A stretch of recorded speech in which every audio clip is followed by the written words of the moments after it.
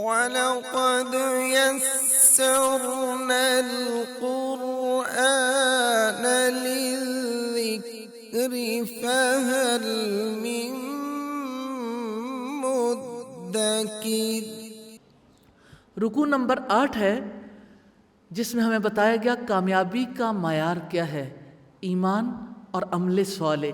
یقیناً جو لوگ ایمان لائے اور جو یہودی ہوئے اور عیسائی اور سابی، جو کوئی اللہ تعالیٰ اور آخرت کے دن پر ایمان لایا اور اس نے نیک کام کیے، ان کا اجر ان کے رب کے پاس ہے، اور ان کے لیے نہ کوئی خوف ہوگا اور نہ وہ غمگین ہوں گے۔ تو اب دیکھیے کہ سکسیس کس چیز کے ساتھ وابستہ ہے؟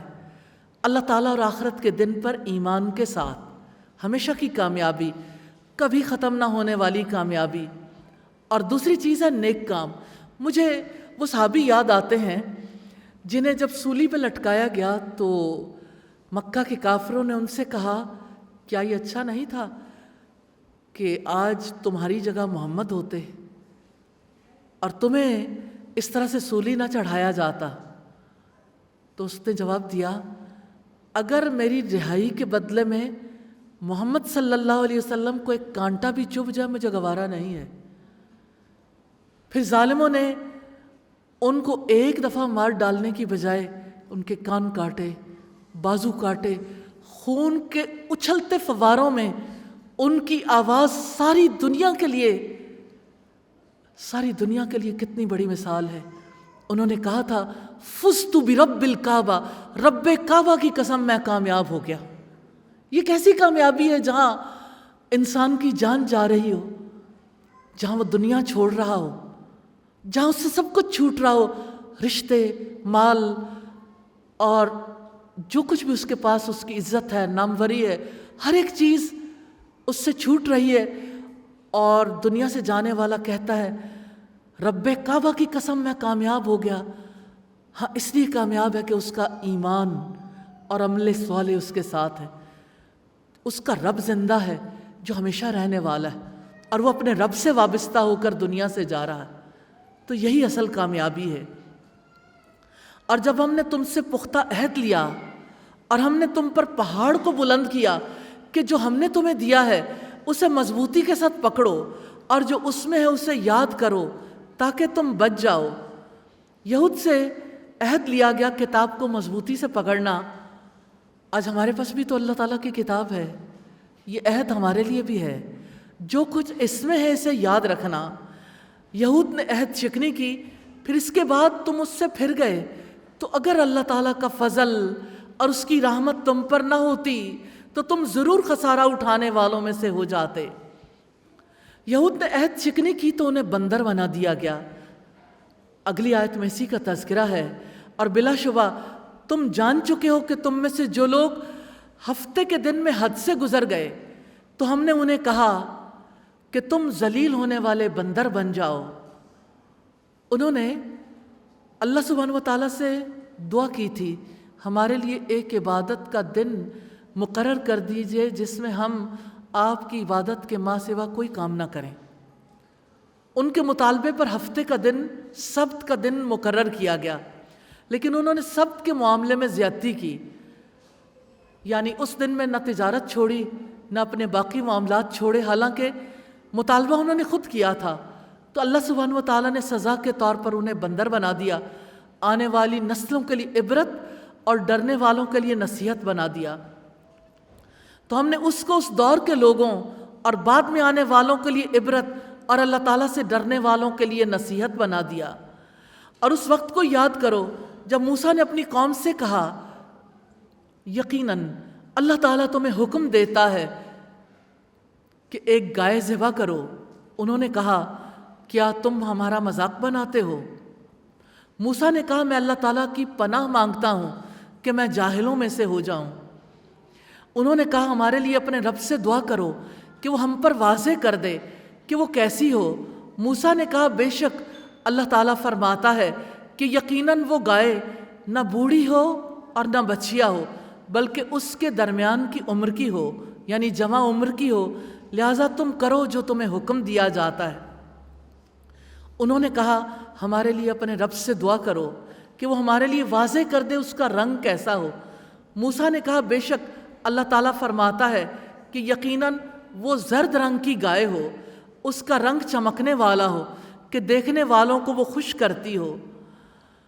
انہوں نے کہا ہمارے لیے اپنے رب سے دعا کرو، وہ ہمارے لیے واضح کر دے کہ وہ کیسی ہو، بے شک گائے ہم پر مشتبہ ہو گئی ہے، اور یقیناً اگر اللہ تعالیٰ نے چاہا تو ہم ضرور مقصد تک پہنچنے والے ہوں گے۔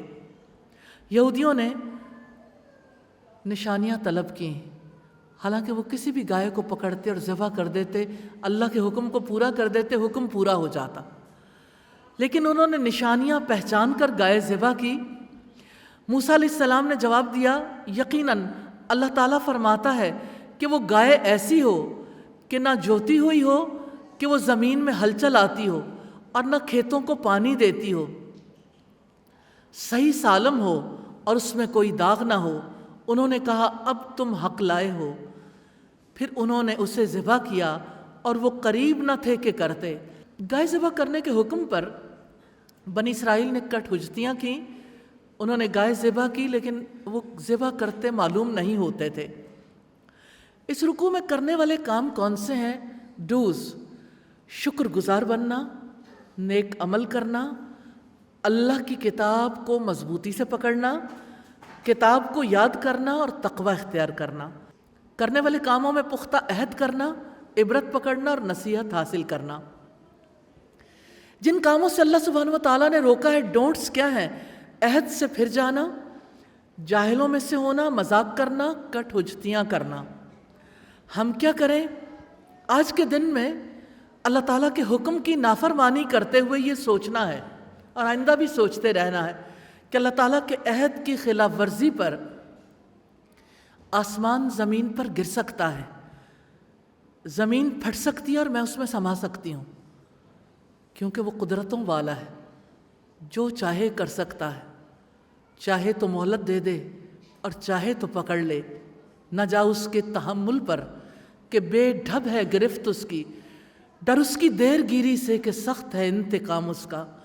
گائے جس کے نام پر البقرہ نامی سورت ہے جس کو ہم پڑھ رہے ہیں، اس گائے کے ذبح کروانے میں بڑی حکمت تھی، کیونکہ بنی اسرائیل میں کیس پیش آیا تھا، ایک بھتیجے نے اپنے چچا کو قتل کر دیا، وہ اس کی بیٹی سے نکاح کرنا چاہتا تھا اور چچا اپنی بیٹی کا رشتہ نہیں دینا چاہتا تھا کیونکہ لڑکا آوارہ تھا۔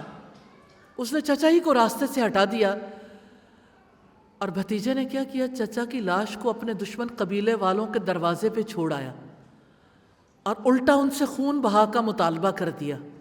معاملہ مشتبہ ہو گیا، قاتل کون ہے؟ تو اللہ سبحانہ و تعالیٰ نے حکم دیا کہ گائے کے ٹکڑے کو لاش پر مارو گے تو وہ زندہ ہو کر تمہیں نام بتا دے گا کہ وہ کون تھا جس نے قتل کیا۔ اس رکوع میں اسی کا تذکرہ ہے، آئیے دیکھتے ہیں قتل پر جھگڑا کیسے ہوا، اور اس وقت کو یاد کرو جب تم نے ایک شخص کو قتل کر دیا، پھر ایک دوسرے سے اس بارے میں جھگڑا کرنے لگے اور اللہ تعالیٰ اس کو نکالنے والا تھا جو تم چھپاتے تھے۔ حیات بعد الموت کے ثبوت کے لیے مقتول کو زندہ کر کے نشانی بنا دیا، چنانچہ ہم نے حکم دیا کہ اس لاش کو، اس گائے کا کوئی ٹکڑا مارو۔ اس طرح اللہ تعالیٰ مردوں کو زندہ کرتا ہے اور تمہیں اپنی نشانیاں دکھاتا ہے تاکہ تم سمجھو۔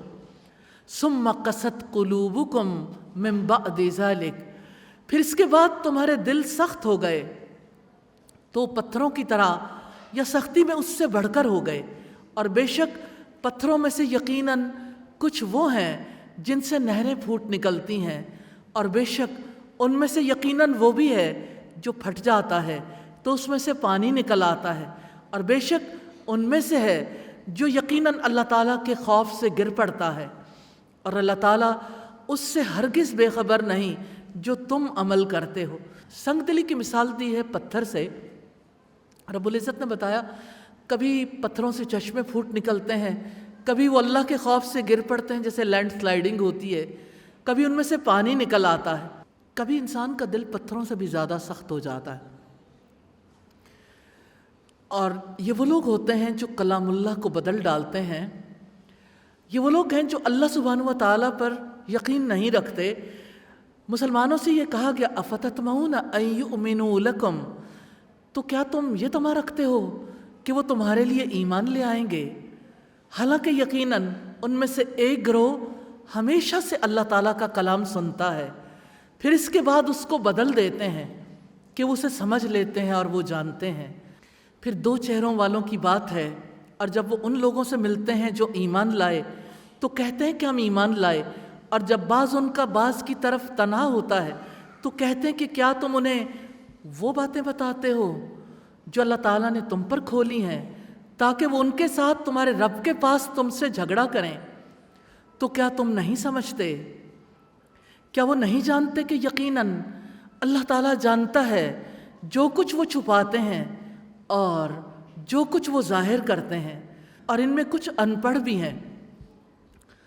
اس سوسائٹی کا انالیسس ہے، بنی اسرائیل کی حقیقت کھولی جا رہی ہے، اور ان میں کچھ ان پڑھ بھی ہیں جو کتاب کا علم ہی نہیں رکھتے سوائے چند آرزوؤں کے، اور اس کے سوا کچھ نہیں کہ وہ گمان کرتے ہیں۔ یہ کلام اللہ کے بیوپاری ہیں، سوداگر ہیں۔ تباہی ہے ان لوگوں کے لیے جو اپنے ہاتھوں سے کتاب لکھتے ہیں، پھر کہتے ہیں کہ یہ اللہ تعالیٰ کی طرف سے ہے تاکہ اس کے بدلے میں وہ تھوڑی سی قیمت وصول کریں۔ بس ان کے لیے تباہی ہے اس چیز کی وجہ سے جو ان کے ہاتھوں نے لکھا ہے، اور ہلاکت ہے ان کے لیے اس کی وجہ سے جو وہ کماتے ہیں۔ یہود کی خوش فہمی تھی، غلط فہمی تھی کہ آگ ہمیں ہرگز نہیں چھوئے گی، جیسے آج کا مسلمان بھی یہ سمجھتا ہے کہ محمد صلی اللہ علیہ وسلم ہماری شفاعت کر دیں گے اور ہم جہنم کی آگ سے بچ جائیں گے۔ اس میں کوئی شک نہیں ہے کہ شفاعت ہوگی ضرور، لیکن شفاعت اللہ سبحانہ و تعالیٰ کے حکم سے ہوگی، ہماری مرضی سے نہیں ہوگی۔ اور انہوں نے کہا جہنم کی آگ ہمیں ہرگز نہیں چھوئے گی مگر گنے ہوئے چند دن۔ کہہ دو کیا تم نے اللہ تعالیٰ سے کوئی عہد لے رکھا ہے؟ تو وہ اپنے عہد کی خلاف ورزی کبھی نہیں کرے گا، یا تم اللہ تعالیٰ پر ایسی بات کہتے ہو جو تم نہیں جانتے؟ بلا من کسب سیئۃ واحاطت بہ خطیئتہ فاولئک اصحاب النار۔ کیوں نہیں، جس نے برائی کمائی اور اس کے گناہ نے اسے گھیرے میں لے لیا تو وہ آگ والے ہیں، وہ اس میں ہمیشہ رہنے والے ہیں۔ اور جو لوگ ایمان لائے، انہوں نے نیک عمل کیے، وہی لوگ جنت والے ہیں، وہ اس میں ہمیشہ رہنے والے ہیں۔ اس رکوع میں ہم نے دیکھا، یہ رکوع نمبر 9 ہے، کرنے والے 3 بڑے کام ہیں: عقل سے کام لینا، ایمان لانا اور نیک عمل کرنا۔ اور جن سے روکا گیا وہ 4 کام ہیں: ایمان والوں کے سامنے ایمان لانے کا دعویٰ کرنا، کتاب کا علم نہ رکھنا، کتاب کے بارے میں آرزوئیں اور گمان رکھنا، اپنے ہاتھوں سے کتاب لکھ کر اسے کتاب اللہ قرار دینا، اور 3 اور کام ہے: جہنم کی آگ سے بچنے کے دعوے کرنا، برائی کمانا، خطاؤں کا گھیر لینا۔ ہم کیا کریں؟ دل کے زنگ کو دور کرنے کی کوشش کرنی ہے، قرآن مجید کی تلاوت کرنی ہے اور آخرت کو یاد کرنا ہے انشاءاللہ۔ رکوع نمبر 10 ہے میثاق بنی اسرائیل۔ بنی اسرائیل سے اللہ تعالیٰ نے جو معاہدہ لیا تھا 10 کمانڈمنٹس کے نام سے، آج بھی یہ معاہدہ ان کے ہاں معروف ہے۔ رب العزت نے فرمایا، اور جب ہم نے بنی اسرائیل سے پختہ عہد لیا کہ تم اللہ تعالیٰ کے سوا کسی کی عبادت نہ کرو گے، اور والدین اور رشتہ داروں اور یتیموں اور مسکینوں سے احسان کرو گے، اور لوگوں سے اچھی بات کہو، اور نماز قائم کرو اور زکوٰۃ ادا کرو، پھر تم میں سے تھوڑے سے لوگوں کے ماں سوا سب اس عہد سے پھر گئے اور تم منہ موڑنے والے تھے۔ یہ میثاق بنی اسرائیل ہے، اللہ تعالیٰ کے سوا کسی کی عبادت نہ کرو گے، ایک عہد جو سارے انبیاء نے اپنے اپنے دور میں انسانوں سے لیا، یہی کہ اللہ کے سوا کسی کی عبادت نہ کرو۔ والدین کے ساتھ حسن سلوک، رشتہ داروں کے ساتھ حسن سلوک، یتیموں کے ساتھ حسن سلوک، مسکینوں کے ساتھ حسن سلوک، لوگوں سے اچھی بات کرنا، نماز قائم کرنا اور زکوٰۃ ادا کرنا۔ آپس میں ایک دوسرے کا خون نہ بہاؤ گے، قیدیوں کو فدیہ دے کر چھڑانا ہوگا۔ سیدہ عائشہ صدیقہ بیان کرتی ہیں رسول اللہ نے فرمایا میں سویا تو میں نے خود کو خواب میں جنت میں دیکھا، میں نے وہاں ایک قاری کی آواز سنی جو قرات کر رہا تھا، میں نے دریافت کیا یہ کون ہے؟ تو انہوں نے جواب دیا یہ حارثہ بن نعمان ہے۔ رسول اللہ نے فرمایا اسی طرح نیکی کا بدلہ ہے، اسی طرح نیکی کا بدلہ ہے۔ اور وہ حارثہ لوگوں میں سب سے زیادہ اپنی ماں کے ساتھ حسن سلوک کرنے والے تھے۔ مسند احمد بن حنبل میں ہے کہ امام احمد اپنی والدہ کی خدمت کا ازحد خیال رکھتے تھے، اپنی والدہ کے کپڑوں کو خود اپنے ہاتھوں سے دھوتے تھے، ان کے لیے کھانا بناتے تھے، دیگر ضروریات کا حد درجے خیال رکھتے تھے۔ امام محمد بن سیرین اپنی والدہ کے ساتھ حسن سلوک کا انتہائی خیال رکھتے تھے۔ آپ فرماتے ہیں اللہ کی قسم والدہ کے گھر میں موجود ہوتے ہوئے میں کبھی اپنے گھر کی چھت پر نہیں چڑھا کہ میری والدہ نیچے ہیں اور میں اوپر ہوں، صرف اس خیال سے کہ کہیں میں ان سے اونچا نہ ہو جاؤں۔ امام محمد ابن سیرین کا معمول تھا وہ اپنی والدہ کی خدمت میں خود کھانا پیش کرتے، اس وقت تک کھانا شروع نہیں کرتے تھے جب تک کہ ان کی والدہ کھانا نہ شروع کر دیتی۔ اس برتن سے کھانا نہیں کھاتے تھے جس میں والدہ کھانا کھا رہی ہوتی تھی۔ جب ان سے اس کی وجہ پوچھی گئی تو انہوں نے فرمایا میں ڈرتا ہوں کہ کہیں میری والدہ کی نگاہ انتخاب کسی کھانے کی چیز پر پڑے اور میں اسے اٹھا کر کھا لوں اور میں ماں کا نافرمان بن جاؤں۔ اللہ اکبر! جو اللہ سبحانہ وتعالیٰ پر یقین رکھتے ہیں ان کی زندگی کس قدر بدل جاتی ہے۔ انسانوں میں والدین کا حق سب سے بڑا ہے، اور والدین کا حق ادا کرنے کے لیے ہمارے اسلاف کس قدر کوشش کرتے تھے۔ اللہ سبحانہ وتعالیٰ ہمیں بھی توفیق عطا فرمائے۔ اور جب ہم نے تم سے پختہ عہد لیا تھا کہ تم اپنوں کا خون نہ بہاؤ گے اور نہ اپنے آپ کو اپنے گھروں سے نکالو گے، پھر تم نے اقرار کیا اور تم خود اس پر گواہی دیتے ہو، پھر تم وہ لوگ ہو کہ اپنے آپ کو قتل کرتے ہو اور اپنوں میں سے ایک گروہ کو ان کے گھروں سے نکالتے ہو، گناہ اور زیادتی میں ان کے خلاف ایک دوسرے کی مدد کرتے ہو، اور اگر وہ تمہارے پاس قید ہو کر آئیں تو تم ان کا فدیہ دیتے ہو، حالانکہ انہیں نکالنا تم پر حرام کیا گیا تھا۔ تو کیا تم کتاب کے کچھ حصے پر ایمان لاتے ہو اور کچھ حصے کا کفر کرتے ہو؟ تو جو تم میں سے ایسا کرتا ہے دنیا کی زندگی میں رسوائی کے ماں سوا اس کی اور کیا جزا ہو سکتی ہے، اور قیامت کے دن وہ سخت ترین عذاب کی طرف پھیر دیے جائیں گے، اور جو تم کرتے ہو اللہ تعالیٰ اس سے ہرگز غافل نہیں ہے۔ یہ وہ لوگ ہیں جنہوں نے آخرت کے بدلے دنیا کی زندگی خرید لی ہے، سو نہ ان کے عذاب میں کمی کی جائے گی اور نہ ہی وہ مدد دیے جائیں گے۔ یہ رکوع نمبر 10 ہے جس میں کرنے کے کام بتائے گئے، اللہ تعالیٰ کے سوا کسی کی عبادت نہ کرنا، والدین کے ساتھ حسن سلوک کرنا، رشتہ داروں، یتیموں، مسکینوں کے ساتھ حسن سلوک کرنا، بھلی بات کہنا، نماز قائم کرنا، زکوٰۃ ادا کرنا، اور جن کاموں سے روکا گیا ڈونٹس کیا ہے، عہد سے پھر جانا، اعراض کرنا یعنی نیکی کے معاملات میں اپنوں کا خون بہانا، اپنوں کو گھروں سے نکالنا، گناہ اور زیادتی کے ساتھ ایک دوسرے کے خلاف مدد کرنا، کتاب کے کچھ حصے پر ایمان لانا اور کچھ کا انکار کرنا، آخرت کے بدلے دنیا کی زندگی خرید لینا۔ ہم کیا کریں؟ والدین کی خدمت کرنی ہے، انہیں کوئی دکھ نہیں دینا، ان کے احسانات کا خیال کرنا ہے، ان کی عزت کرنی ہے، اور انسانوں سے حسن سلوک کرنا۔ ہمارے یہاں عجیب معاملہ ہے کہ دین کو صرف نماز، روزے، حج، زکوٰۃ تک محدود کرنے کے بعد یہ سمجھا گیا کہ معاشرتی تعلقات کے معاملے میں ہم نے خود ساختہ مذہب پر عمل کرنا ہے۔ اسی خود ساختہ مذہب کا ایک حصہ میں آپ کے سامنے رکھنا چاہتی ہوں۔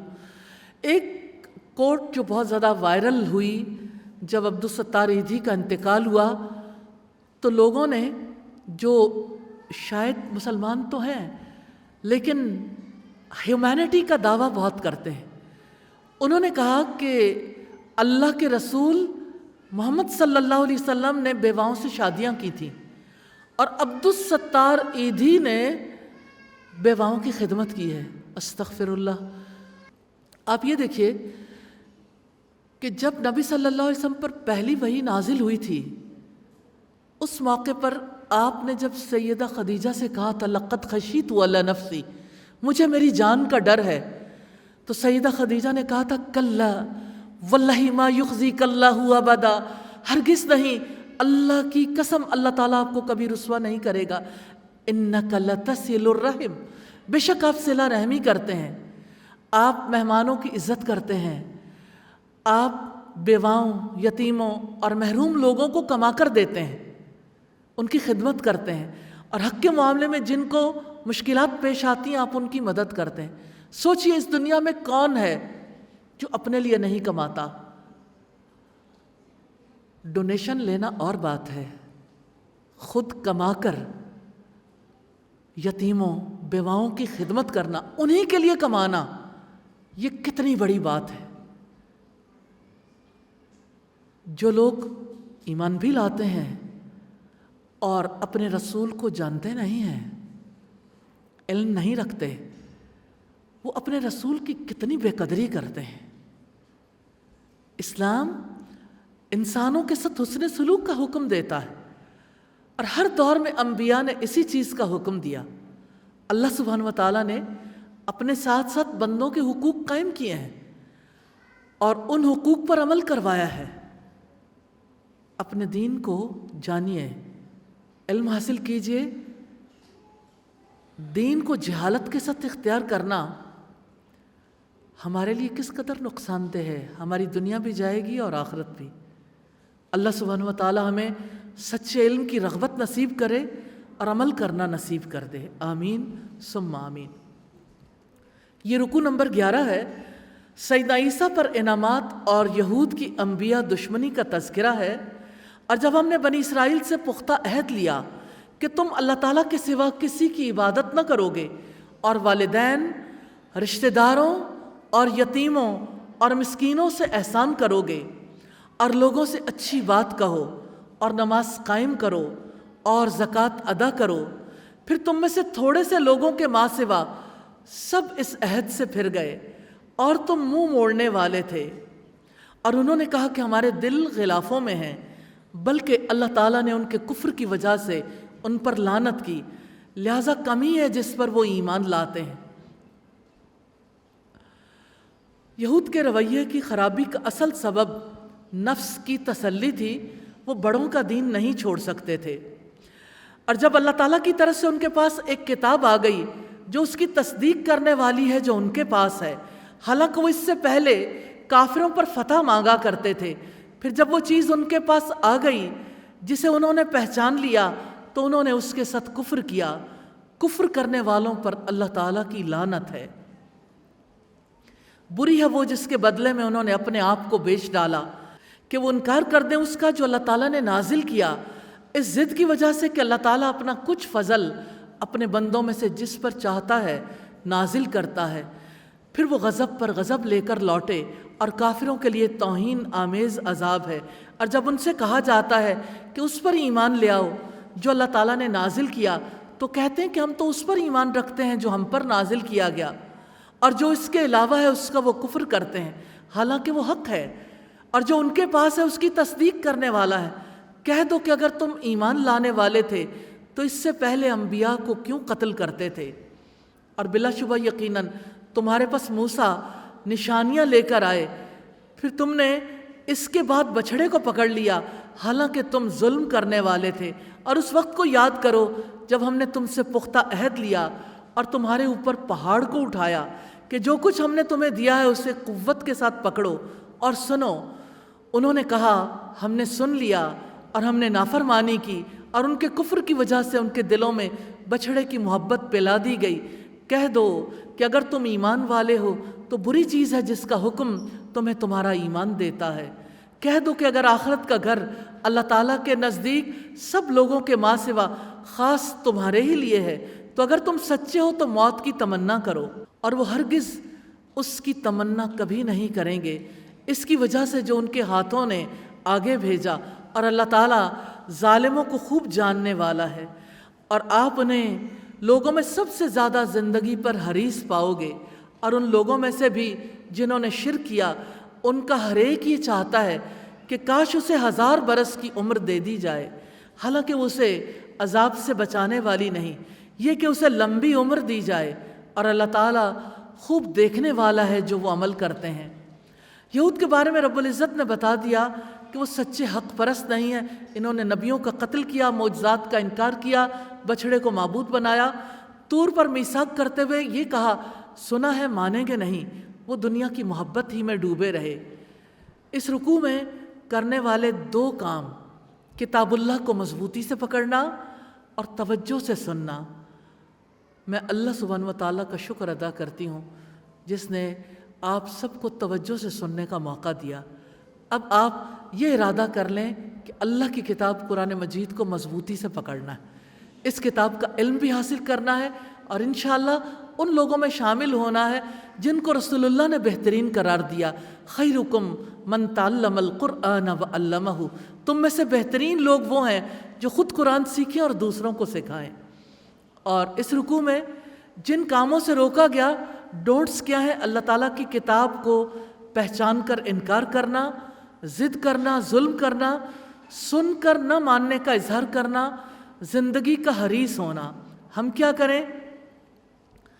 آج یہ ڈسکس کرنا ہے جہاں بھی بیٹھیں کہ قرآن پر ایمان رکھنے کے باوجود مسلمانوں کے لیے حق کی نصیحت ناقابل برداشت کیوں ہو گئی ہے۔